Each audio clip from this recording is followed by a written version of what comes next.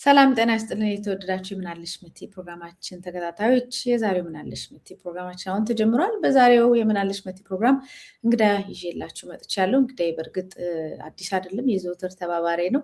ዛሬም በአዲስ አበባ ጉዳይ ላይ በተለይ ምርጫውን አስመልክቶ በአዲስ አበባ ጉዳይ ላይ በቂ መረጃዎችና ሀሳቦችን ይዞ መጥቷል። ፖለቲከኛ ነው፣ የሰብአዊ መብት ተሟጋች ነው። ከአራዳ ንቅናቄ ነው የጋበዝኩት። ወንድማገኝ እጅጉ ይባላል። አብራችሁን ቆዩ።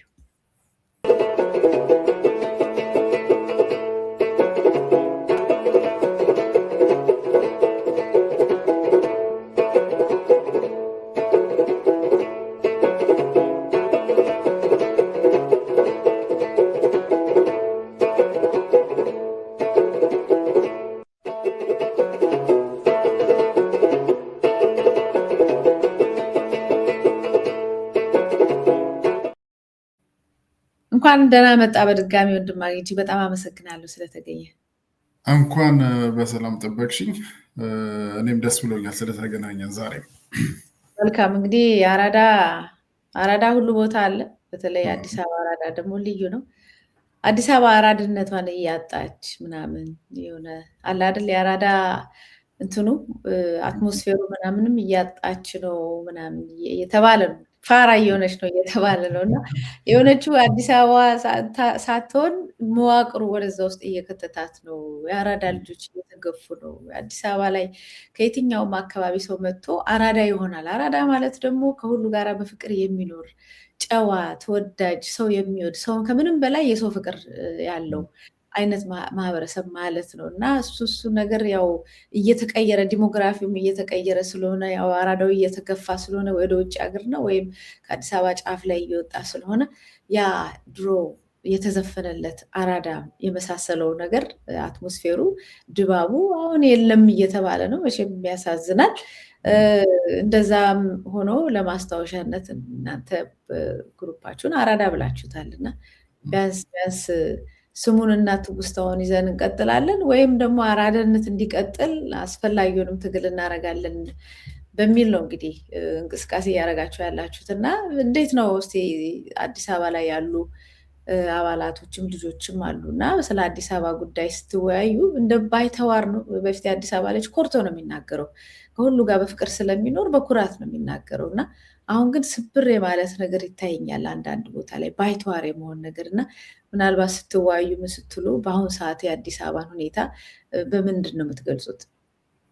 እሺ፣ አይ በጥሩ ገልጸሽዋል። ያው ዝም ብለን እንዲያውም አራዳ ሲባል አራዳ ስሙ አራዳ ለምን አላችሁ ምናምን የሚባል ነገር ስላለ ከዛው ጋር እያያዤ ለመግለጽ ልክ አሁን አዲስ አበባ ሌላ ከተማ ብትሄጂ፣ አሁን ምንድን ነው ለንደን ብትሄጂ ወይ ይሆናል አይደል የሆነ ከተማ የራሱ የሆነ ኤሰንስ አለው አይነት ነገር እና አዲስ አበባን በደንብ ይገልጻታል ብለን የምናስበው ቃል አራዳ ነው። እና አራዳ ሲባል ብዙ ጊዜ ሰዎች አራዳነትን የሚያያይዙበት የተወሰነ አንድ ገጽታ አለ።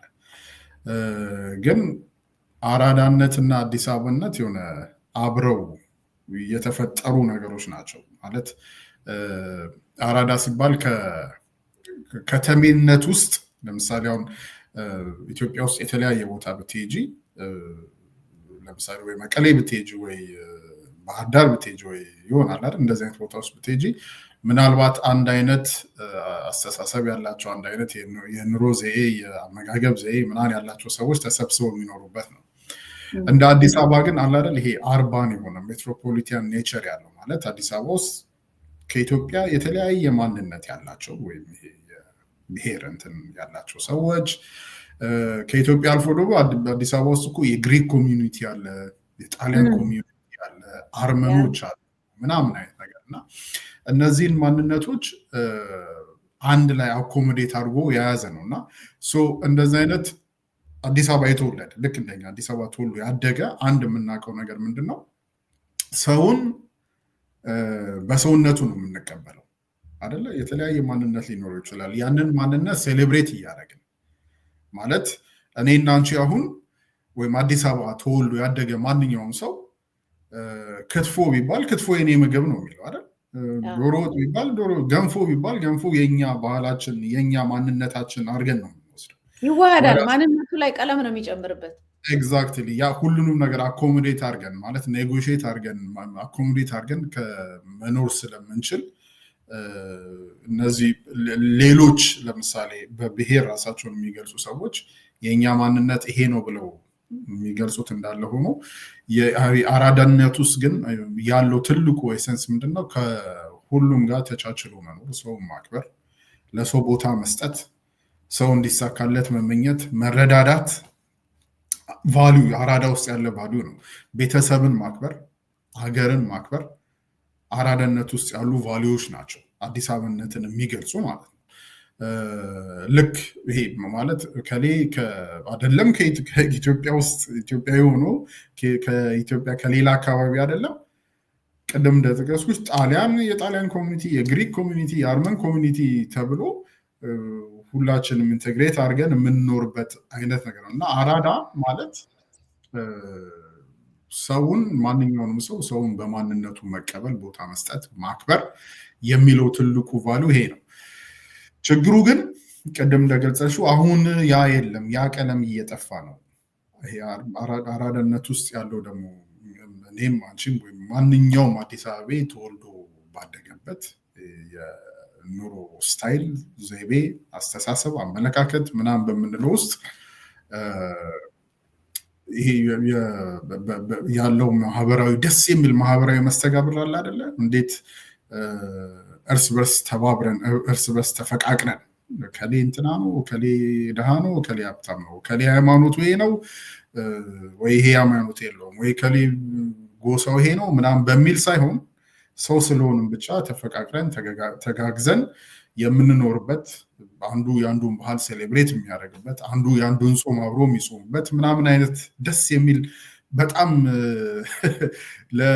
በተለይ ለዚህ ምንድነው ሶሺዮሎጂ ላይ አንትሮፖሎጂ ላይ ምናምን ለሚያጠኑ ሰዎች ትንግርት የሆነ የሶሻል ምንድነው ማህበራዊ መስተጋብር ውስጥ ያለፍን ሰዎች ነን እና በዛ ያንን አሁን ማለት አዲስ አበባ የሚባለውን ማንነት አዲስ አበባ ውስጥ ያለውን ሶሻል እንትን ለማጥፋት ከተማውን ለመውሰድ የከተማ ባለቤትነት ለመሆን መጀመሪያ ይሄን ማጥፋት አለብሽ። ይሄን ሶሻል መስተጋብሩን ጠንካራ የሆነውን ማጥፋት መበተን አለብሽ አይነት ነገርና የጀመረው አሁን አይደለም። በተለይ ከዚህ ከ97 ምርጫ በኋላ ላይ ኢህአዴግ አዲስ አበባ ውስጥ ዘጭ ብሎ ሲወድቅ መጀመሪያ ያደረጉት ምንድነው? ይሄ በጣም ስትሮንግ የሆነ ሶሻል እንትን ያለባቸውን ቦታዎች 4 ኪሎ ማፍረስ ምናምን፣ ሰዎችን መበታተን ምናምን፣ ይሄ ሁሉ የፖለቲካ ዓላማ አለው ከኋላው ማለት ነው። አሁን ያለው አገዛዝ ደግሞ ሲመጣ ጭራሽ ከተማው የኛ ነው ብለው ነው አይደል የሚያምኑት። እኛ ጎሳችን ከዚህ ስለሆነ በቃ የዚህ ጎሳ አባል ስለሆነን መሬቱም ታንኩም ብሩም ምኑም የኛ ነው ብለው መጡ። ያንን ሲያደርጉ ግን መጀመሪያ ማፍረስ እና ማጥፋት ያለባቸው ምንድነው? ይሄ የአዲስ አበባን አይደንቲቲ፣ የከተማው አይደንቲቲ የኔና አንቺ ማለት ነው። ይሄ የሚገባው ደግሞ አዲስ አበባ ተወልዶ ያደገ ምናምን ሰው ነገር ማጥፋት አለብሽ። የአራዳ የሚባለው ምናምንና በምን መልኩ ነው ልታጠፊ የምችለው? አንደኛ ይሄ አራዳ የሚለውን ነገር ወይም የአዲስ አበባ ልጅ የሚባለውን ነገር ይሄ አለ አይደል ሞራልን በሚነካ ወይም ስነ ልቦናን ስብዕናን በሚነካ መልኩ በመጨፍጨፍ ማለት ነው፣ በመስደብ በመዝለፍ እናንተ እንትን ልጆች ናችሁ ይሄ እንትን የሌለው ምናምን እየተባለ የመጣብን እንትናላል። ከዛ በኋላ ደግሞ ይሄ ማንነታችን ታሪካችን ውስጥ ሜሞሪያችን ውስጥ ያሉትን ነገሮች ደግሞ ማፍረስ ማጥፋት።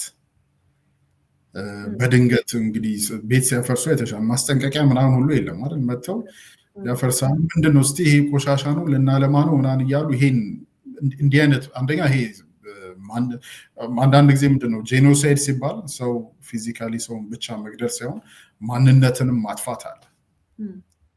ያለን ምንድነው ሶሻል መስተጋብሩን በማጽዳት በላጲስ በማጽዳት ማዳከም ማለት ነው እና ያ ብሔርተኞቹ አይወዱትም የአዲስ አበባን አይደንቲቲ ማንነት እና በጣም ይጠሉታል። ግን ከዚህ የበለጠ የሚያኮራ አይደንቲቲ ወይም ማንነት አለ እንዴ? ምንድን ናቸው እነዚህ? የሆነ አይደንቲቲ የላቸው ዝም ብለው በዚህ ወይ እንትን አይደሉ ወይ እንትን አይደሉ እኮ ነው የሚሉ። አዎ ችግሩ ምንድን ነው? እኔም ይመስለኝ አሁን አንድ ይሄ የአዲስ አበባ ሜንታሊቲ ወይም የአዲስ አበባ ማንነት አለው የምንለው ሰው አንድ ሰው ተነስቶ እኔ እከሌ የሚባል ብሔርተኛ ነኝ ሲል እኛ እንቃወም። መብት ነው ነው የምንለው። መሆን ትችላለህ፣ ቋንቋን መናገር ትችላለህ። በቋንቋ በምግብ በባህል ምናምን አብረን ሁሉ ያንተን ቋንቋና ባህል ሴሌብሬት እናደርጋለን። ግን እናንተ ደግሞ ማለት ጠባችሁ ወይም በእኛ አስተሳሰብ ልክ የሆነ የጎሳ ማንነት ይዛችሁ ሂዱ ሲሉን ያ ሊሆን አይችልም። መቼም አዲስ አበባ ውስጥ አድርጎ የኖረ ሰው አንድ ጎሳ እንትን ውስጥ ሊከተትና ለዛ ውስጥ ራሱን ሊቆልፍ አይችልም። ለዚህ ማድረግ ያለባቸው ምንድን ነው? እኛም መዝለፍ ነው፣ እኛም ማዋረድ ነው፣ እኛም ማጥፋት ነው። እናንተ ዘር የሌላችሁ የእንትን ልጆች ምናምን እየተባለ ማጥፋት ማሸማቀቅ አይነት ነገር አለ። ያ ግን የሚገርምሽ ነገር እኔ አሁን ካለው አገዛዝ ጋር ምናምን ብቻ ሳይሆን በዚህ በተቃውሞ ጎራ ውስጥም ያሉ ነገር ግን ጽንፈኛ ብሔርተኛ የሆኑ ሰዎችም ወይም ፖለቲከኞችም የሚያንቀሳቅሱት ሀሳብ ነው አይደለ? ማንም ምንም ውስጥ መግባት አይችልም አዲስ አበባ። ኤግዛክትሊ። እና ፖለቲካው የምንለው አሁን የምናየው ግርግር ደግሞ ከተሜነትን አፕሪሺየት ያደረገ ማለት አንደኛው ምንድነው የሚመስለኝ ማለት ከተሜነት ውስጥ ምናለው አዲስ አበባ ለሀገሪቷ ኢኮኖሚካሊ ኮንትሪቢዩት የምታደርገው አለ እንደ አዲስ አበባነቷ ማለት ነው። ግን የከፍተኛ ትምህርት ተቋም ብትይ ወይም ቴክኖሎጂ ብትይ ወይም ምናምን መጀመሪያ የሚመጣው አዲስ አበባ ነው። እኛ ጋር መጥቶ ነው ለሌሎች የምናከፋፍለው። እና ኖርማሊ አዲስ አበባ ውስጥ ያለው ሰው የነቃ ነው። ትንሽ በንቃተ ህሊና በግንዛቤ ምናምን ከፍ ያለ ግንዛቤ ከፍ ያለ ንቃት አለው ተብሎ ስለሚታሰብ ይሄን ማህበረሰብ የግድ መመታት አለበት፣ መገፋት አለበት፣ መጠረግ አለበት። ለምን? እነሱ የሚያስቡት ይሄ ያለ አይደል የጠበበው ጽንፈኛው የሆነው ብሔርተኛ ቦታውን በደንብ ተመቻችቶ እንዲይዝ ትንሽ ነቃ ያለው ግንዛቤ ያለው ፖለቲካን በጎሳ መነጽር ብቻ ሳይሆን ፖለቲካን ከፖለቲካ ውክልና ፖለቲካ ስልጣን ከመያዝ አለ አይደል ይሄ ሞደርን ወደሆነው የፖለቲካ አስተሳሰብ የሚቀርበውን ማህበረሰብ የግድ ማጽዳት አለብሽ፣ ከቦታው ማፈናቀል አለብሽ። ለዚህ ነው አገዛዙም ክላስ ደግሞ ተቃውሞ ፖለቲካ ላይ የምታየው በሙሉ የከተማ ሰው እኮ የለም። የከተማ ሰው ፖለቲካ ውስጥ እንደሌለ ሁላችንም ሊኖሩ ይችላሉ ሄሬ እንደዚህ አንዳንድ ሰዎች። በተረፈ ግን ከተሜነት የከተማ አስተሳሰብ ያለው ትንሽ ነቃ ያለ ምናምን ሰው ስለማይፈለግ ከመድረኩ እንጠረጋለን። አሁን እንግዲህ ምርጫ እናደርጋለን ብለዋል። በእርግጥ ሁላችንም ደጋግመን የምንናገረው አስቻይ ሁኔታ የለም፣ ጦርነት ነው ሀገሪቷ ላይ ያለው። ፖለቲካ ተፎካካሪ ፓርቲዎች ተዘዋዝረው ቅስቀሳ የሚያደርጉበት ነገር የለም ተብሏል። እንደው ቢደረግም ባይደረግም ከተደረገ ደግሞ አዲስ አበባ ምናልባት ከሌላው ጋር ሲነጻጸር አዲስ አበባ ነው በደንብ ሊያደርጉ የሚችሉት። አዲስ አበባ ብቻ ተደርጎ ምርጫ ተደረገ ሊባል ይችላሉ የሚለው ሌላ ጥያቄ ቢሆንም ማለት ነው። እና አዲስ አበባን ከሆነ የሚያደርጉት አዲስ አበባ ላይ ተወክለው የሚመረጡት ሀገራዊም የሆኑ የብሔር ብሔረሰቦች ፓርቲዎች ለአዲስ አበባ ሊጠቅሙት ይችላሉ። አዲስ አበባ ውክልና ሳለው ጥሩ ጥያቄ ነው። እውነት ለመናገር አሁን ባለው ሁኔታው አሁን ባለው መዋቅር አሁን ባለው ህገ መንግስት አሁን ባለው የአዲስ አበባ ምንድነው ይሄ መተዳደሪያ ቻርተር አለ አይደል? እነዚህ ናቸው። አሁን እኮ ምርጫ ሲደረግ ተወዳደርም ብለው ከተወዳደሩ በኋላ ስልጣን የሚይዙት የት ነው? እነዚህ መዋቅር ውስጥ ነው። አንደኛ ፓርላማ ወይም ተወካዮች ምክር ቤት ውስጥ ለመግባት ነው። ሁለተኛ አዲስ አበባ ምክር ቤት ውስጥ ለመግባት ነው። እንግዲህ አዲስ አበባን በተመለከተ ግን ዝም ብለን አሁን ምርጫ ሲደረግ ምርጫ የሚደረገው ስልጣን ለመያዝ ነው። ስልጣን የሚያዘው የቱ ጋ ነው ብለን ስናይ 4 ቦታዎች አሉ። ፓርላማ መግባት አንድ፣ የፌዴራል መዋቅር ውስጥ መግባት ማለት ምርጫ ወይም ፖለቲካ ማለት አንደኛው እኔ አሁን የአዲስ አበባ ልጆች እንዲገባቸው የምንፈልገው ነገር ምርጫ የሚደረገው ለምንድን ነው? ስልጣን ለመያዝ ነው። ሌላ ምንም ታምር የለውም አይደል? ፖለቲካም ከስልጣንና ሪሶርስን ለመያዝ ነው። ሌላ ምንም ኮምፕሊኬትድ የሆነ ነገር የለም። ለዚህ በዚህ ካሰብነው ስልጣን የሚያዘው የቱ ጋር ነው ብለን መጠየቅ ነው። አንድ ስንል ፓርላማው አለ፣ የህዝብ ተወካዮች ምክር ቤት የምንለው። ሁለተኛ ስልጣን የሚያዝበት የትን ነው? የፌዴራል መንግስት የምንለው ማለት ነው። የፌዴራል መዋቅር ውስጥ የፋይናንሱን፣ የውጭ ጉዳይ ሚኒስትሩን፣ መከላከያውን ምናምን የምንለውም ማለት ነው አይደለ? ከዛ ውጭ ያለው ይሄ ምንድነው የፌዴሬሽን ምክር ቤት የሚባለው ማለት ነው። የፌዴሬሽን ምክር ቤት የምንለው ለምሳሌ ብዙ ስልጣኖች አሉት። ክልሎች ከክልሎች ህገ መንግስት የመተርጎም ምናምን የመሳሰሉ ትልልቅ ስልጣኖች አሉት አለ። እዚህ ውስጥ አዲስ አበባን ወክሎ የሚወዳደር ሰው እንዴት ነው የሚገባው? የለም፣ አይገባም ሲጀመር ማለት ነው። ምክንያቱም የቱ ጋ ነው መሰለሽ የተቆለፈው? የአዲስ አበባ ማለት የአዲስ አበባ ልጆች ወይም አዲስ አበባ ሊገባው የሚገባው ነገር የአዲስ አበባ ህዝብ ወደ ስልጣን እንዳይደርስ ተቆልፎብናል። መቼ? ይሄ ህገ መንግስት ሲጸድቅ። ለምን? ይሄ ህገ መንግስት ሲጸድቅ የተደረገው ሌላ ምንም ታምር የለም። ማለት እኛ ብሔር ብሔረሰቦች ተብለው 9 አሁን 11 ናቸው መሰለኝ፣ 9 እዛ ላይ ይጠቅሳቸዋል። ትግራይ፣ አማራ ምናምን ነገር ተሰብስበን በራሳችን ፍቃድ አዲስ ሀገር ፈጠርን ነው። ሌላ እኮ ታሪክ የለውም። ኦኬ፣ አዲስ ሀገር ፈጠርን እና እንዴት ነው የሚሆነው ሲባል ስልጣኑን ደግሞ ተከፋፈል ነው። በምን? በፓርላማ፣ የፌዴራል መዋቅር፣ የህዝብ ተወካዮች ምክር ቤት ብለ በዛ ነው ስልጣን እንትን የምንለው አለ። ኦኬ፣ ከዛ በኋላ ፓርላማ ውስጥ ማን ነው የሚገባው? እነዚሁ የተጠቀሱት አማራ፣ ትግራይ፣ አፋር ምናምን ተብሎ የተጠቀሱት ተወካዮቹን ይልኩና ፓርላማ ውስጥ ስልጣን ይይዛሉ። ኦሮሚያ 100 ምናምን፣ አማራ 70 ምናምን፣ ትግራይ ምናምን እየተባለ ወንበሩን ስልጣኑን ያዙት። የፌዴሬሽን ምክር ቤት የሚባለው ውስጥ እንዴት ነው የሚገባው ሲባል የፌዴሬሽን ምክር ቤት ደግሞ እነዛ የተጠቀሱት ብሔር ብሔረሰቦች ብሎ እኮ በቃ ዲፋይን አድርጎታል። ብሔር ብሔረሰቦችና ህዝቦች ተብለው ዲፋይን የተደረጉ ክልል እንኳን ባይሆኑ ለምሳሌ ጉራጌ፣ ከምባታ ምናምን እየተባሉ ዞን አላቸው አይደለ? በዛ በዞናቸው በክልላቸው ውስጥ ራሳቸውን በራሳቸው የማስተዳደር ስልጣን ተሰጥቷቸዋል። ከምባታ ብትሄጂ የከምባታ ዞን የትምህርት የምናምን የውሃ የምናምን ኃላፊ ማን ነው? ከዛው ከከምባታ እዛው ስልጣኑን ያዙት። ኦኬ።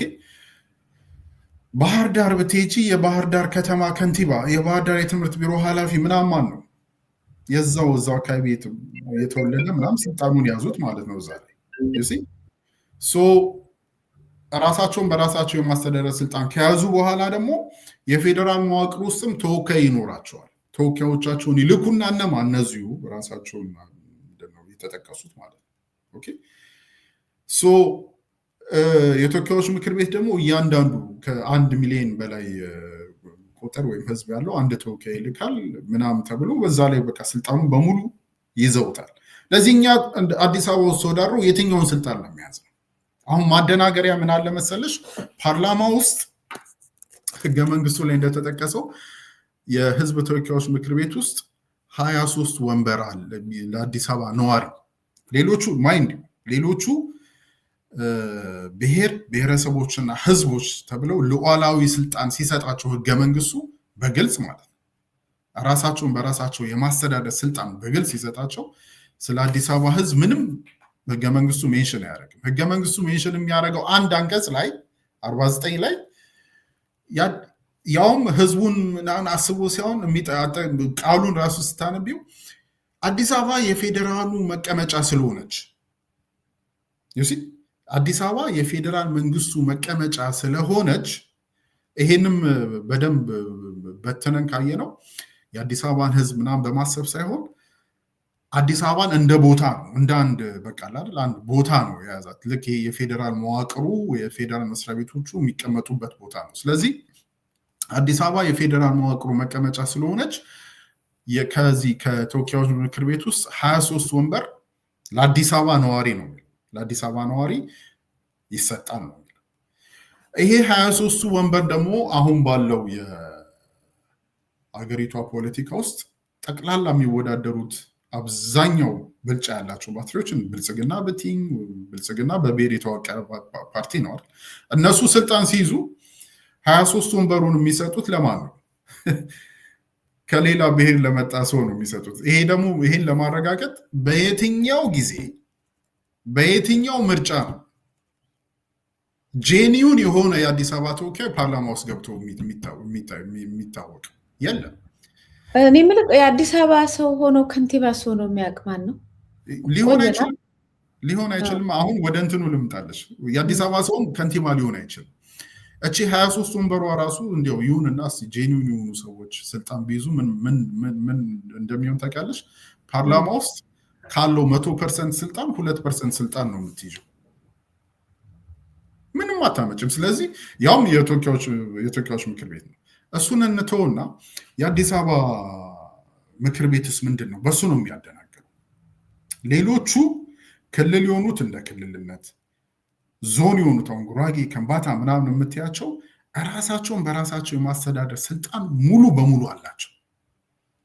አሁን ያ ስልጣን ጄኒውን ነው አይደለም ምናምን የሚለውን ወደ ጎን ትተን ህገ መንግስቱ ግን ሪኮግናይዝ አድርጓቸው ራሳቸውን በራሳቸው በዛ ባሉበት መልክዓ ምድር ራሳቸውን በራሳቸው የማስተዳደር ስልጣን አላቸው ይላል። አዲስ አበባ ምንድነው ከኦሮሚያ ጋር ምናምን ከኦሮሚያ ክልል ጋር ስለምትገኝ ምናምን ይልና ዝርዝሩ በህግ ይወሰናል ይላል። ያ ህግ ደግሞ የአዲስ አበባ መተዳደሪያ ቻርተር የሚባል እዛ ላይ በግልጽ የተቀመጠው ምንድነው ገዢው ፓርቲ ነው የምክር ቤቱን የአዲስ አበባ ምክር ቤትን የሚያዋቅረው ገዢው ፓርቲ ነው። እንደ ሌሎቹ ለአዲስ አበባ ህዝብ ራሱን በራሱ የማስተዳደር ስልጣን ምናምን የለም፣ አልተሰጠው። ይልቁንስ የአዲስ አበባ ቻርተር ላይ ምንድን ነው የሚለው? ገዢው ፓርቲ ነው የአዲስ አበባ ምክር ቤትን የሚያዋቅረው ነው ሲባል ይሄ የአዲስ አበባ ቻርተር ደግሞ 6 ጊዜ ነው 7 ጊዜ ተሻሽሏል። እዛ ላይ ተቆረጠም ተበላም ማለት ነው። እንደ አዲስ አበባ በተወለድንበት ባደግንበት ቦታ ላይ የት ቦታ ነው የቀበሌ ሊቀመንበር፣ የት ቦታ ነው የክፍለ ከተማ ኃላፊ፣ የት ቦታ ነው የአዲስ አበባ ከንቲባ ወይም ደግሞ ምክትል ከንቲባ ወይም ደግሞ የአዲስ አበባ ትምህርት ቢሮ፣ የአዲስ አበባ ፋይናንስ ቢሮ ምናምን የት ቦታ ላይ ነው የአዲስ አበባ ሰው ሲመራ ያየ ነው? የለም። የሚሆነው ምንድነው? በፊት ኢህአዴግ በነበረበት ሰዓት ኢህአዴግ ይመጣና ትምህርት ቢሮውን ለህዋት፣ ፋይናንስ ቢሮውን ለማን ነው ለኦህዴድ፣ የሆነ ቢሮውን ለምን ይከፋፈሉታል። ከንቲባውን ብዙ ጊዜ የኦህዴድ ሰዎች ይወስዱታል፣ ከስር ያሉትን ደግሞ እነ ህዋት ምናምን ብሎ ይከፋፈሉታል። አሁንም ያለው ስልጣን የያዘው ማን ነው? ብልጽግና ነው። ስሙን ነው የለወጠው እንጂ በብሔር የተደራጀ ፓርቲ ነው። ስለዚህ ከኦሮሚያ የመጡት ይህን ያዙ፣ ከአማራ የመጡት ይህን ያዙ፣ ከከምባታ የመጣው ይህን ያዙ ተብሎ ይከፋፈሉታል። ይሄ በሆነበት ሁኔታ ውስጥ አዲስ አበባ ውስጥ ምርጫ ተወዳድሬ ስልጣን ይዛለሁ የምትለው ወይም የምትዩ ምን ለመሆን ነው? የትኛውን ስልጣን ለመያዝ? አይፈቅድም። ተዘግቷል፣ ተቆልፏል በሩ ነው። የለማ አሁን እኮ ፋክት ነው መነጋገር ያለብን። ገብቶሻል? ለስልጣን ለመወዳደር ስትሄጂ የትኛውን ስልጣን ለመያዝ ነው? የተወካዮች ምክር ቤት ነው፣ እዛ መግባት አይቻልም፣ ግልጽ ነው። የፌዴሬሽን ምክር ቤት ነው፣ አሁን ተነጋግረናል። ወይስ እንግዲህ መቀሌ ወይ ባህር ዳር ሄደው ከንቲባ አይኮኑ? ይልቁንስ ይሄን ወደ ጎን ትተን የአዲስ አበባ ህዝብ ወይም አዲስ አበባ ውስጥ የሚደርሰው ግፍ መከራ ምናምን ይመለከተኛል የሚል ማንኛውም የፖለቲካ ኃይል ማንኛውም የፖለቲካ ምንድነው ፓርቲ ልክ አሁን ኢህአፓ ለምሳሌ ማሰብ ያለባቸው ስልጣን እንይዛለን ብለው መችስ ይሄን ምርጫ አድርገን የአዲስ አበባ ውስጥ ስልጣን እንይዛለን የሚል ቅዠትና የዋነት አለባቸው ብዬ አላምንም። እውነት ለመናገር በእንደዚህ አይነት የዋነት የሚንቀሳቀሱ ከሆነ ትንሽ ማለት አስቸጋሪ ነው ያንን ዲስከስ ለማድረግ ማለት ነው። ነገር ግን ይሄን ምርጫ ለምን ልንጠቀምበት እንችላለን?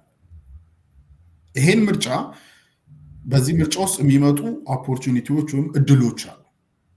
አንድ ፋና ላይ ወይ ምን ላይ አይደል ህዝብን ልናገኝበት የምንችል ወይም እነዚህ ፖለቲከኞች እነዚህ ፖለቲካ ፓርቲዎች የፖለቲካ ፓርቲ ወክለው የሚመጡ ሰዎች ከህዝቡ ጋር መገናኛ ምን ያገኛሉ? ጠባብ መስኮት ያገኛሉ።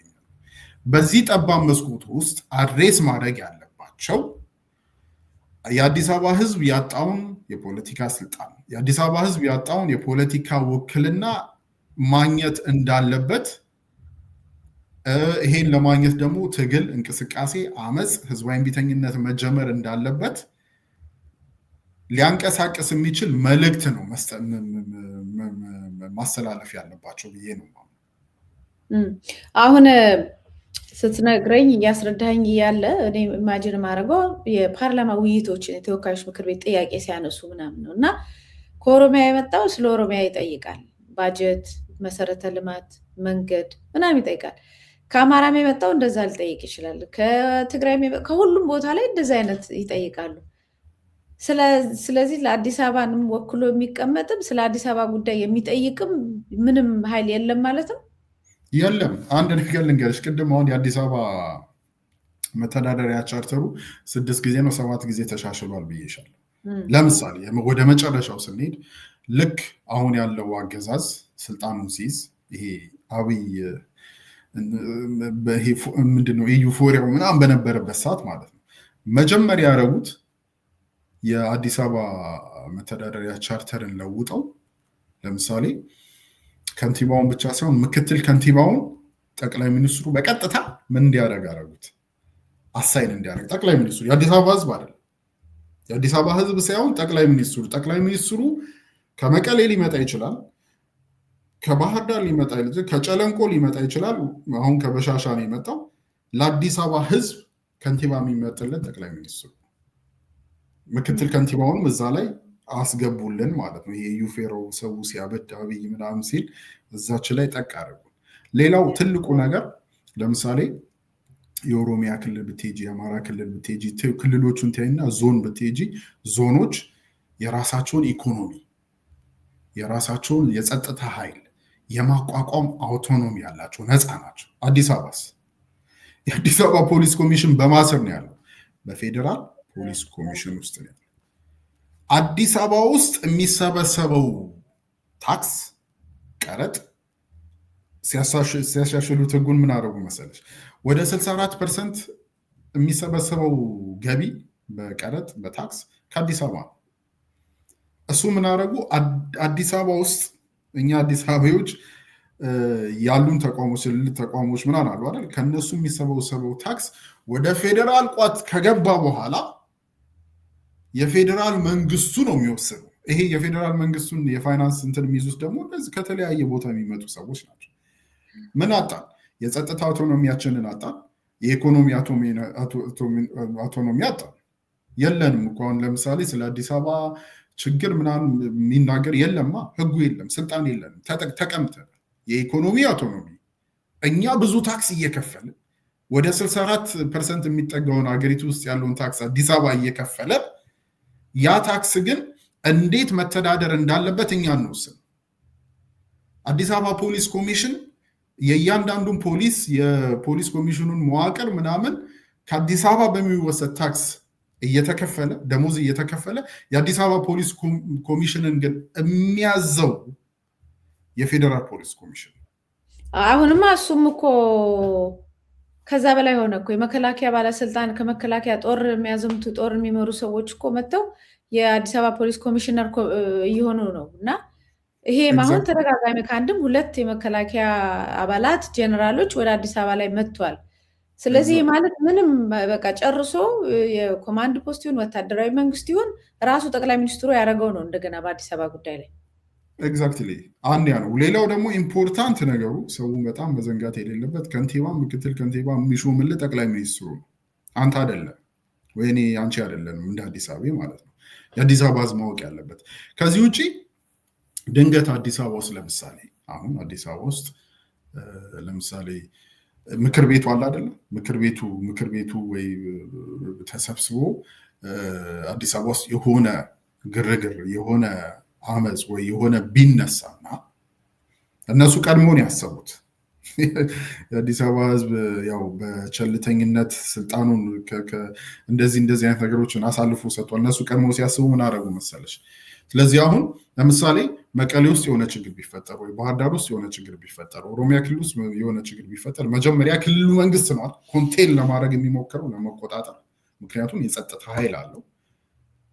የክልሉ ፖሊስ አለ፣ ይሄ ደግሞ ልዩ ኃይል ምናምን የሚሉት አለ። በዛ ኮንቴን ለማድረግ ይሞክራል። ካቃተው ከፌዴራል መንግስት ምን ይጠይቃል? እርዳታ ይጠይቃል። አዲስ አበባ ውስጥ ምክር ቤቱ አቃተውን በል ምክር ቤቱ ካቃተው ወይ ጠቅላይ ሚኒስትሩ ወይ የፓርላማው ምክር ቤቱን በአንድ ደቂቃ ውስጥ መበተን ይችላል። በአንድ ደቂቃ ውስጥ በትኖ አዲስ አበባ ውስጥ ሊነሳ የሚችል አመፅ ምናምን ካለ በራሳቸው ጊዜ ያንን ኮንቴን ማድረግ እንደሚችሉም ያውቁታል። ስለዚህ እንደ አንዳንድ አዲስ አበባ ህዝብ የራሳችንን በራሳችን የማስተዳደር የፖለቲካ ስልጣን የለንም፣ መዋቅሩ አይፈቅድልንም፣ በሩ ተዘግቷል። የተዘጋ በር ላይ ቁልፉ ከሌለሽ አሁን የሚደረገው የሚሆነው ሊትራሊ አንድ በር ተዘጋ አይደል? ተቆለፈ። ያንን በር የምትከፍቲው ቁልፉ ካለሽ ነው። ቁልፉ የለንም። ቁልፉ ሳይኖረን ሄደን ብናንኳኳ ይከፈታል ወይ? አይከፈትም። ያለን አማራጭ ምንድን ነው? ሰብረን ነው መግባት ያለብን። ለመስመር ደግሞ ምርጫ ተወዳድሬ ምናምን በሚለው ቅዠት ሳይሆን እንደዚህ አይነት ምርጫ ሲደረግ የሚፈጠሩ እድሎችን በመጠቀም ህዝባዊ ቢተኝነትን ህዝባዊ መፅን መቀስቀስ ነው እንጂ እኔ ኢህአፓም ቢሆን አሁን እንደዚህ አይነት ጅልነትና የዋነት አለው ብዬ አላምንም። ምናልባት ስለዚህ ሀገራዊ ፓርቲዎች ወንበር ቢይዙ እና ተወካዮች ምክር ቤት ውስጥ ቢገቡ በአዲስ አበባ ላይ ምናልባት አስተያየት ወይ ጥያቄ ሊሰጡ ይችላሉ እንጂ አዲስ አበባን ህዝብ መወከል አይችሉም ነው የምትለኝ? የለማ ቤት አሁን ለምሳሌ ስልጣን ቢይዝ ሀገራዊ ፓርቲ ማለት እኮ ከተለያየ ከዚህ ከአማራም ከምናምን ከኦሮሚያም ከምናምን የመጡ ሰዎች ናቸው። ለዚህ የሚወክሉት ከመቀሌ ከመጣ የመቀሌውን ነው፣ ከባህር ዳር ከመጣ የባህር ዳርን ህዝብ ወክሎ ነው። ከአዲስ አበባ ለምሳሌ አሁን እነ ምስጢረ ስላሴ ምናምን እና ሌሎችም ከአዲስ አበባ ነዋሪ የሆነው አሉ የሚወዳደሩ እዛ ላይ። ስለዚህ ወደ ተወካዮች ምክር ቤት ቢገባ የአዲስ አበባን ጉዳያቸው አድርገው ማንሳትም ወይም መከራከርም በእርግጥ ያው በድምፅ ብልጫ ስለሆነ ምንም አንድም ሁለትም ሶስት ሆነው ገብተው የሆኑትን አይተናል በየጊዜው። ግን ማንሳት ይሄን ጉዳይ ግን ውክልና ማግኘት አይችሉም። እንግዲህ አሁን 23 ወንበር ለምሳሌ 2% ስልጣን ለምሳሌ አንድ ሰው ፓርላማ ውስጥ ማለት ካለው ከ500 ምናምን እንትን ውስጥ 23 ምናምን ማለት እንግዲህ 2% ነው አይደል? 2% ወንበር ይዘሽ ሌሎቹ ደግሞ 98ቱን ይዘው ማለት ነው። ውስን የሆነ ስልጣን ነው ፓርላማው ያለው ውስን ስልጣን ነው አይደል? ወደ አዲስ አበባ ምክር ቤት ስትመጪ ደግሞ እዛው የአዲስ አበባ የምትተዳደርበት የቻርተሩ ላይ ተወስኗል። ምርጫውን የሚያሸንፈው ገዢው ፓርቲ ነው መዋቅሩን የሚቆጣጠረው እንጂ ሂሬንድ ዜር አንድ ክፍለ ከተማ ውስጥ ምናምን አንድ ሰው ቢያሸንፍ ምንም ያመጣው ነገር የለም። ለምሳሌ አዲስ አበባ ውስጥ የቱሪዝም ወይም የትምህርት ቢሮ ማለት ነው ወይ ምናምን ኃላፊ ቢኮን እሱም ከተሰጠ ማለት ምርጫ አሸንፈች ሳይሆን ምርጫውን ያሸነፈው ገዢ ፓርቲ ልክ አሁን ለኢዜማ ወይም ደግሞ ለአማራ ፓርቲ አብን እንደዛ እንዳረገ ቢሰጣችሁ ምንም ያመጡት ነገር የለም።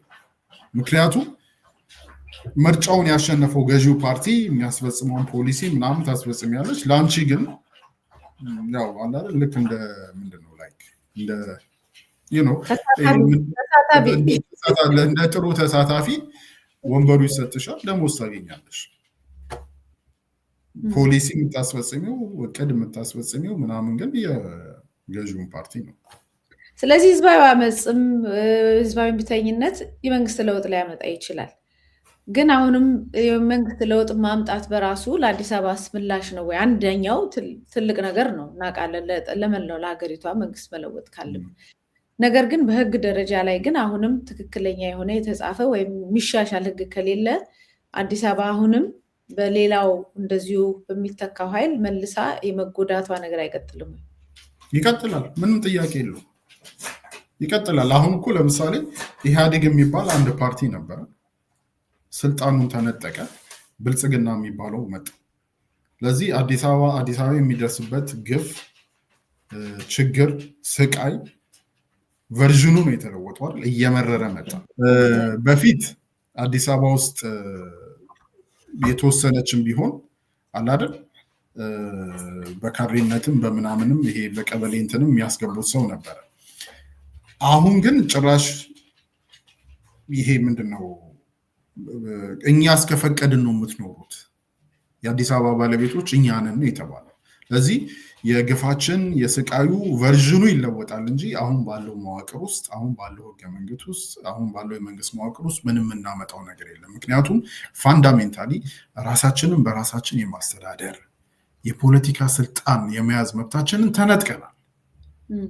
ያንን ነው አሁን ሌሎቹ ይልሽ አሁን የአዲስ አበባ ትግልና የአዲስ አበባ ህዝብ ትግልና የሌሎች የብሔር ራሳቸውን እንግዲህ እኛ የከሌ ብሔር የኦሮሞ የአማራ የትግሬ ብሔር ተወካይ ነኝ ምናምን የሚሉ ሰዎች ትግል ፋንዳሜንታሊ በመሰረታዊነት እንለያያለን።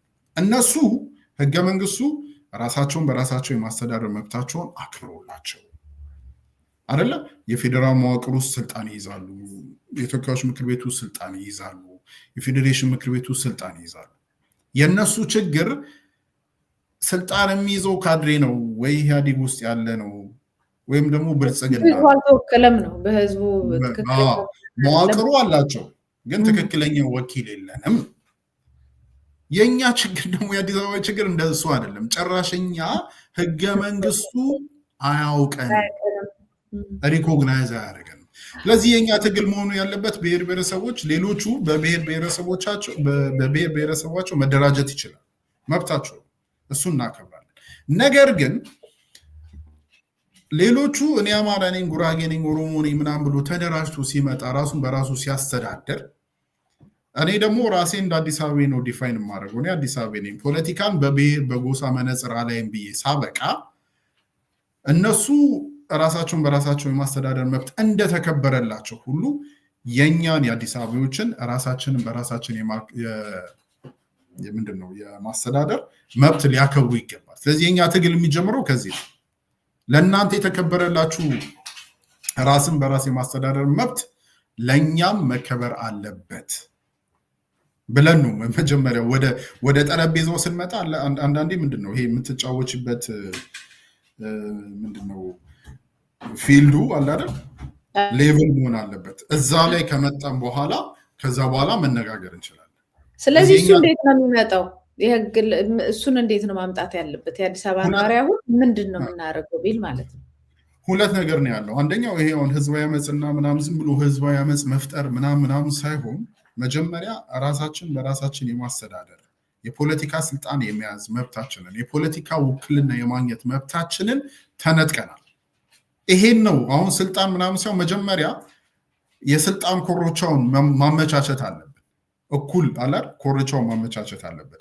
ለዚህ ሌሎች አሁን ካገዛዙ ጋር የምናደርገው ትግል ይሄንና ከዛ የተነጠቅነውን ስልጣን የተነጠቅነውን ውክልና መያዝ ነው። ሌሎች ግን ተቃዋሚ የፖለቲካ ኃይሎች ጋር የምናደርገው ትግል ግን በምንድን ነው? እናንተ ኦልሬዲ ህገ መንግስቱ በተለይ በብሔር ለተደራጁት ህገ መንግስቱ እንደ ብሔር ያውቃቸዋል፣ ሪኮግናይዝ ያደርጓቸዋል። እኛን ግን አያውቅንም። ስለዚህ ወደፊት ይሄን አገዛዝ ስትጥሉ ወይም ለመጣል ስትሉ መርሳት የሌለባቸው ምንድነው የኛ ራሳችንን በራሳችን የማስተዳደርና ስልጣን የመያዝ መብታችንን ሪኮግናይዝ ማድረግ አለባቸው። ካልሆነ ግን አዲስ አበባ አትገቧትም ማለት ነው። እኛ ያለን ከተማው እኮ የኛ ሌቨሬጅ አለን። በዚህ መልኩ ነው ኔጎሽዬት ቀድሞ መዋዋል አለበት ነው የምትለው። ኤግዛክትሊ ማድረግ አለባቸው። አሁን መቀሌም ይሁን ባህር ዳርም ይሁን ምናምን ውስጥ ምልሽ ጨለንቆም ይሁን ያለ አንድ የራሱን እንግዲህ ታገላሉ ምናምን የሚል ስልጣን ለመያዝ 4 ኪሎ መምጣቱ አይቀርማል። 4 ኪሎ ከመግባቱ በፊት ግን ከኛ ጋር ማለት ከአዲስ አበባ ህዝብ ጋር መስማማት አለበት። የአዲስ አበባ ህዝብን ራሱን በራሱ የማስተዳደር የፖለቲካ ስልጣን የመያዝ መብቱን አክብሮ ነው ከዛ አንድ ላይ ቁጭ ብለን ነው ወደፊት ኢትዮጵያ ስለምትባለው ሀገር መስማማት ያለበት። ለዚህ የብሔር ብሔረሰብ ትግልና ከመጣ በኋላ አዲስ ለውጥ ሲመጣ ሁልጊዜም አዳዲስ ነገሮች ይነሳሉ። የዛን ጊዜ ጥያቄውን ማንሳት አይችልም። ለውጥ ከመጣ በኋላማ የተበላ ዕቁብ እኮ ነው የሚሆነው። ዕቁቡ ከተበላ በኋላ እና ብያረጉት እኮ እሱን ነው። ዕቁቡ ከተበላ በኋላማ ከተበላ ነው። ፖለቲካ እንደዛ ነው። ወደ ለውጡ ከመምጣታችን በፊት አሁን እንዲያውም አዲስ አበባ ውስጥ ስለ አዲስ አበባ ህዝብ አስባለሁ ቆረቆራለሁ ምናምን የሚል ማንኛውም ፓርቲ ይሄን ነው ማድረግ ያለበት። ለሌሎች ተቋሞች አሁን የተቋሙ እንቅስቃሴ ትጥቅ ትግል ቅብርጥሶ ምናምን እናደርጋለን ለሚሉት መጀመሪያ ምንድነው እንትንም ለመፍጠር ምንድነው አላያንስ ምናምን ለመፍጠር መጀመሪያ ኦኬ አላያንስ እንፈጥራለን፣ የጋራ የሆነ ጠላት አለን የስ ነገር ግን እኛ እናንተ ራሳችሁን በራሳችሁ የማስተዳደር የፖለቲካ ስልጣን መያዛችሁ እንደምንቀበለው ሁሉ ሌሎቹ ደግሞ የኛን መቀበል አለባቸው። እኩል ፊልድ ላይ መቀመጥ አለብን። ያንን በዚህ ከተስማማን በኋላ ይሄን አላያንስ ፈጥረን ወደ ትግል ይገባል እንጂ እቁቡ ከተበላ በኋላማ ምንም ማንም የሚሰማሽ የለም። ያው 23 ወንበር አለው ተብሎ አዲስ አበባ አላት ተባለ አይደለ? ስለዚህ አሁን ለምሳሌ ከዚህ ቀደም ባልደራስ ፖለቲካ ፓርቲ ሆነው አዲስ አበባ ጉዳይ ላይ ተከራክሮ 23ቱን ወንበር ቢይዝ ኖሮ ማለት ነው አሁንም አዲስ የሚመጣ ኃይል ምርጫ ያስመርጣል ብዬ ተስፋ አደርጋለሁ። የሆነ ጊዜ ላይ ምርጫ ካልተቀየረ ለውጥ በጣም አደገኛ ስለሚሆን የሆነ ጊዜ ላይ ግን የሆነ አገሪቷ በተረጋጋች ሰዓት ሰላም በሆነች ሰዓት ምርጫ አሁን ልክ ነው በተባለ ሰዓት ምርጫ ቢደረግና አዲስ አበባን የሚወክል ፓርቲ 23 ወንበር ቢይዝ እሱ አይዋጣም። ለዚህ ነው ብዙ ጊዜ አንዳንድ ጊዜ አሁን ኢትዮጵያ ውስጥ ያለውን የፖለቲካ ውጥንቅጥ የምርጫ ፖለቲካ የመልሶ የሚባለው እኮ ለዚህ ነው። አሁን የፖለቲካ ግርግሩን በዚህ በተቃዋሚም በአገዛዙም ምናምን የብሔር ፖለቲካን ብቻ የሚያቀነቅኑ ሰዎች ነው አይደል አፍነው የያዙት። ያ ማለት ግን ኢትዮጵያ ውስጥ ከብሔር ወይም ከጎሳ ፖለቲካ ውጭ የለም ማለት አይደለም፣ ግን ታፍኗል። የነበሩት እንደዚህ አይነት የኛን ሀሳብ የኛን እንደ አዲስ አበባ የኛን ሀሳብ የኛን የፖለቲካ ጥያቄ የኛን የፖለቲካ ፍላጎት ሪፕሬዘንት ያደርጋሉ ብለን የምናስባቸው ሰዎች በሙሉ ክደውናል፣ በድለውናል፣ ጠፍተዋል። ያ ማለት ግን የኛ የፖለቲካ ጥያቄ የኛ የፖለቲካ ፍላጎት የለም ማለት አይደለም። ለዚህ አሁን በምርጫ በሚመጣ እንትን ውስጥ የኢትዮጵያ የፖለቲካ ጥያቄ በምርጫ ብቻ አይመለስም። ግልጽ የሆኑ ነገሮች አሉ። አንድ የተለያየ ፖለቲካ ፍላጎት ያላቸው የፖለቲካ ኃይሎች አሉ። ፖለቲካን በጎሳ መነጽር የሚያዩ ምናምን አሉ። እነሱ እንዳሉ ይታወቃል። ያ ብቻ ግን አይደለም። እኛ ደግሞ አለን። ፖለቲካን በጎሳ መነጽር አናይም። አዲስ አበባ የሚባል ማንነት አለን። ያ መከበር አለበት ብለን መንቀስ። ያንን ለማክበር ደግሞ ምርጫ አይደለም ምንድነው መሳሪያው። በምርጫ የኛ ጥያቄ አይመለስም። በምርጫ የአዲስ አበባ ጥያቄ በፍጹም ሊመለስ አይችልም። ስለዚህ ሌላ አዲስ አሰራር መሰራት ከዚህ በፊትማ አዲስ አበባ ከራሱ አልፎ ለሀገራዊ ለውጥ ትልቁን ቁልፍ የሚጫወተው የአዲስ አበባ ነዋሪ፣ የአዲስ አበባ ምሁር፣ የአዲስ አበባ ወጣት ነበር እና አሁን እንደዚህ ባይተዋር ሆኖ በአዲስ አበባ ጉዳይ ላይ ድምፅ የሚያሰማ እስኪጠፋ ድረስ እዚህ ችግር ውስጥ መግባቱ በጣም ያሳዝናል። ያው ከነ መፍትሄዎቹ ያሉት ነገር ሀሳቦች ገልጸሃቸዋል። ነገር ግን እንደ አዲስ አበባ ነዋሪ አሁን ይህን ፕሮግራም እንደሚከታተል ማህበረሰብ እንደው በጣም በአጭሩ ሰዓታችንም ስለገደበን በአሁኑ ሰዓት ምን ማድረግ አለበት የሚለው ነገር የምትጨምረው ነገር ካለ እድል ስጥህ። በአሁኑ ሰዓት ለምሳሌ እኛ እንዲያውም አንድ ጊዜ ባልደራስ ውስጥ ያው ባልደራስን ስንደግፍ ደጋፊ ሆነ ነበር ባልደራስ ውስጥ ማለት ነው። ያው እኛ ውጭ ስላለን አዲስ አበባ ውስጥ እንዳለ ሰው መንቀሳቀስ አንችልም። ግን አንደኛ ለመጀመሪያ ከዚህ አሁን ካለው ህገ መንግስት በፊት እኮ አዲስ አበባ ክልል ነበረች አይደል? ክልል 14 የሚባል ራሱን የቻለ መዋቅር ነበር። ስለዚህ መጀመሪያው አሁን ምርጫ ምናምን ስልጣን ይዤ ምናምን ሲሆን ኢህአፓም ወይ ምናምን አሁን የሚንቀሳቀሱ ፓርቲዎች ሲጀመር እኛ ክልል መሆን አለብን የሚል እንቅስቃሴ ወይ መፍጠር ይችላል።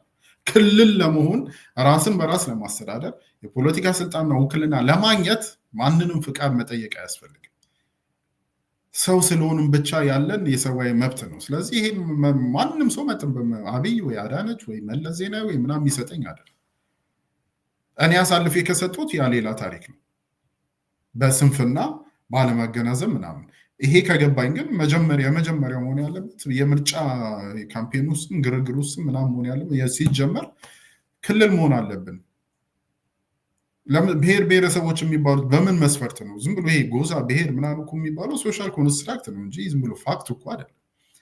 እዛ ህገ መንግስቱም ዲፋይን ያደርገዋል። አንድ አካባቢ ውስጥ የሚኖር አዲስ አበባ የሚባል አካባቢ ውስጥ ነው የምኖረው። የጋራ ባህል አለን፣ ቅድም ያወራነው ደስ የሚል የጋራ ባህል ስነ ልቦና አለ ምናምን። ስለዚህ እኛን ሚስ አድርጋችሁናል፣ ስታችሁናል፣ ስለዚህ ሪኮግናይዝ አድርጉን ብሎ እንደዛ መጀመር ይቻላል። እና ነገር ግን አሁን የአዲስ አበባ ህዝብ የአዲስ አበባ ልጆች መጠንቀቅ ያለባቸው 97 ላይ የሰራነውን ስህተት ግን መስራት የለብንም። 97 ላይ ያሉት የፖለቲካ ኤሊቶች አሁን አንቺ እንደምናወራው ህገ መንግስቱን ስለ ፖለቲካ ውክልና ስለ ፖለቲካ ስልጣን እንደዚህ ፈትፍተው አልነገሩን። አጀንዳም የለም ነበር የነበረው አጀንዳ ልደቱ ነው ስልጣን የሚይዘው ብርሃኑ ነው ምናምን የሚል ግርግር ነው። ከዛ ግርግር የአዲስ አበባ ህዝብ መውጣት አለበት። ይሄ ኢትዮጵያ ውስጥ ያለ የፖለቲካ ልክፍት አለ፣ ፐርሶኒፊኬሽን የሚሉት ሰዎች ላይ ሄዶ መለጠፍ እንትና ልደቱ የሚባል ወይ ብርሃኑ የሚባል ወይ አላር የሚባሉ ሰዎች አይደለም እሱ አይደለም። ሲስተም ላይ ነው ማተኮር ያለብን። የአዲስ አበባ ህዝብ ራስን በራስ ካላስተዳደርክ ስልጣን ካልያዝክ ያ ህግ ላይ ካልተጻፈ በቀለ መጣ ሀጎስ ወይም ደግሞ ቻላቸው ምናምን የምትፈጥረው ነገር የለም። እዚህ ሲስተም ላይ ነው መሰራት ያለበት፣ ሰዎች ላይ አይደለም። ይሄን ለማለት ነው። እጅግ በጣም አመሰግናለሁ ወንድማገኝ። በሌላ ፕሮግራም ደግሞ ምናልባት መሬት ወርዶ ሊሰሩ የሚችሉ ነገሮችንም በሰፊው ተመልሰን የአዲስ አበባ ላይ ዝም አንልም፣ ተመልሰን እንመጣለን። ፖለቲከኛ የሰብአዊ መብት ተሟጋችም ነን። እንደዚሁም የአራዳ ንቅናቄን ወክለንም ራስንም ወክለን የመጣኸው እነዚህን ሀሳቦች በየጊዜው እየመጣ እንደምታስተምረንም እኛንም ጥያቄዎችም ካሉ ጥያቄዎችን ይዘን እንደምንመጣ ተስፋ አደርጋለሁ። ለዛሬው በዚህ ፈጽሜያለሁ። አመሰግናለሁ። መታሰቢያ መልካም ጊዜ። አድማጭ ተመልካቾቻችን ስትከታተሉት የቆያችሁት የዛሬው ምን አለሽ መቴ ፕሮግራማችን ነበር። እስቲ አዲስ አበባ ጉዳይ ላይ የተነጋገርንባቸው ጉዳዮች አሉ። በጣም ቁልፍ ነገሮችን ነው በተለይ እንደ መፍትሄ ሀሳብ አድርጎ ወንድማገኝ ያመጣቸው በጣም ቁልፍ ሀሳቦች ናቸው። አንደኛ በክልል ደረጃ ነው ሁሉም የሚታወቀው ህገ መንግስቱ ላይ። ስለዚህ ለመታወቅም ህጋዊነት ለማግኘትም መብትም ለማግኘትም ክልል መሆን አለብን የሚል ጥያቄም ተነስቷል። ከዛ ውጭም ደግሞ እንደዚሁ እንዴት አዲስ አበባን ወደ ስልጣን የሚመጡ አካላት አዲስ አበባ የሚፈልገውን ነገር እስካልሰጡት ድረስ እስካልተዋዋለ ድረስ ነገ ለተመሳሳይ ችግር ውስጥ ከተሜው አዲስ አበባው እንዳይገባ መዋዋል አለባቸው፣ ቃል መግባት አለባቸው የሚሉ ሁለት ሀሳቦችን በተለይ በዋናነት ሌሎችንም ገልጾ አስረድቶናል። በዚህ ጉዳይ ላይ ጥያቄዎችንም አስተያየቶችንም ካላችሁ በምናለሽመቴ@gmail.com ወይም በዚህ በታች ስልክ ቁጥር አለ እንደምታዩት በዛ ላይ መጻፍ ትችላላችሁ። ያስተናገድኳችሁ መታሰቢያ ቅጽላ ነበር። ሰላም ቆይ።